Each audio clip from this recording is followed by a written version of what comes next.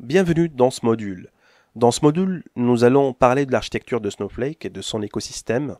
Au cours de ce module, nous allons couvrir l'architecture unique de Snowflake qui se compose de trois principales zones clés ou couches: le stockage de la base de données ou couche de stockage, le traitement des requêtes ou couche de calcul et les services cloud. Enfin, nous allons couvrir l'écosystème de Snowflake.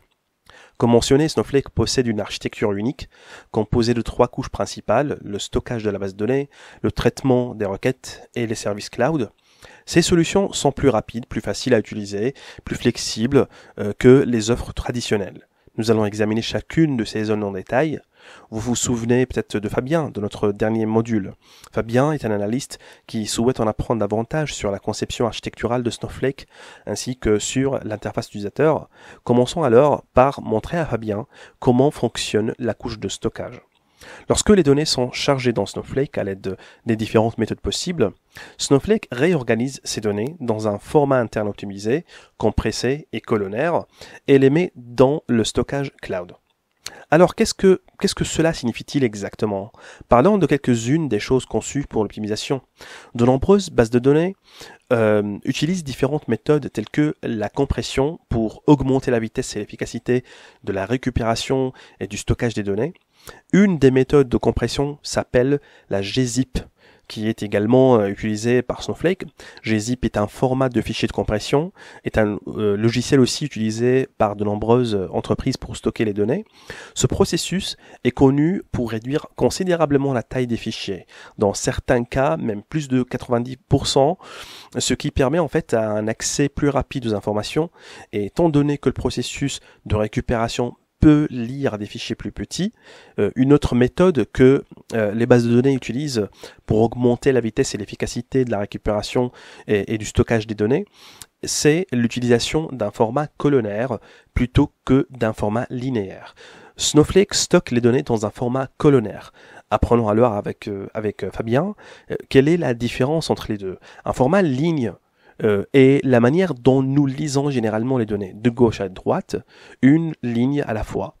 Un bon exemple de format ligne est une feuille de calcul Excel par exemple, ou un répertoire où chaque ligne de données contient les détails sur une personne spécifique.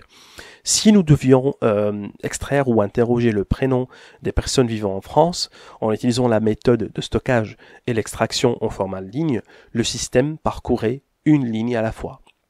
Lisons chaque colonne et récupérant les données nécessaires, tout en excluant les colonnes qui ne sont pas nécessaires pour le résultat de la requête. Dans cette méthode, toutes les lignes et tous les champs sont lus pour retourner les résultats. Dans un format basé sur les colonnes, les données sont stockées par colonne. Et nous pouvons supposer que chaque colonne est stockée comme un fichier indépendant et un identifiant est créé pour chacune des valeurs dans chaque fichier. En utilisant le même exemple de requête du prénom des personnes vivant en France, nous ne lirons que deux colonnes qui sont le nom et l'état, et toutes les autres colonnes seront ignorées car elles ne seront pas nécessaires pour notre analyse. De plus, étant donné notre filtre sur l'état de la France, nous pouvons utiliser ces mêmes identifiants pour ne récupérer que les données nécessaires des autres champs au lieu de récupérer toutes les données, puis de filtrer par la suite. C'est ainsi que le format basé sur les colonnes permet une vitesse de récupération et de traitement des données plus élevée. Étant donné que nous lisons naturellement les données dans un format ligne, Snowflake stocke et représente les données à l'aide de tables et de vues organisées en schémas. Dans le dernier module, nous avons mentionné qu'une base de données est un regroupement logique de schémas, tandis que les schémas sont un regroupement logique de tables, vues, fonctions, procédures, etc. Fabien a déjà entendu ces termes, mais il n'est pas sûr de ce qu'ils signifient vraiment. Apprenons avec Fabien alors ce que représentent certains de ces termes. Une table, c'est un objet physique structuré avec des lignes et des colonnes, tout comme notre exemple de répertoire.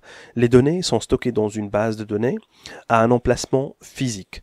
En revanche, une vue n'est pas un objet physique de données stocké dans une base de données. Une vue, c'est une table virtuelle ou logique qui utilise une logique SQL ou du code pour récupérer des données. En utilisant notre exemple, si nous voulions continuellement voir les personnes vivant en France à partir de notre répertoire, nous pourrions créer une vue appelée Contact France, et chaque fois que nous regardons cette vue ou cette table logique virtuelle, nous ne verrons que les personnes de France. La vue, cependant, ne stocke pas de données séparées dans un autre emplacement. Il s'agit d'une table virtuelle qui référence le même emplacement d'origine du répertoire, mais qui a une certaine logique intégrée pour afficher uniquement les personnes de France. Si nous voulions mettre à jour un enregistrement pour avoir une valeur différente, nous ne pourrons pas le faire au niveau de la vue, car la vue ne stocke aucune donnée. Nous devons aller à la source, qui est une table de répertoire, faire le changement là-bas, et une fois que nous récupérons à nouveau les données en utilisant la vue, nous pourrons voir les données mises à jour. Car la vue est dynamique et récupère les données à partir de la table source ou d'un ensemble de tables si nous effectuons effectivement des jointures ou connectant en fait plusieurs tables dans la vue. Dans Snowflake, les vues sont séparées des tables et l'icône des vues montre une loupe. L'icône pour les tables est la même mais sans la loupe.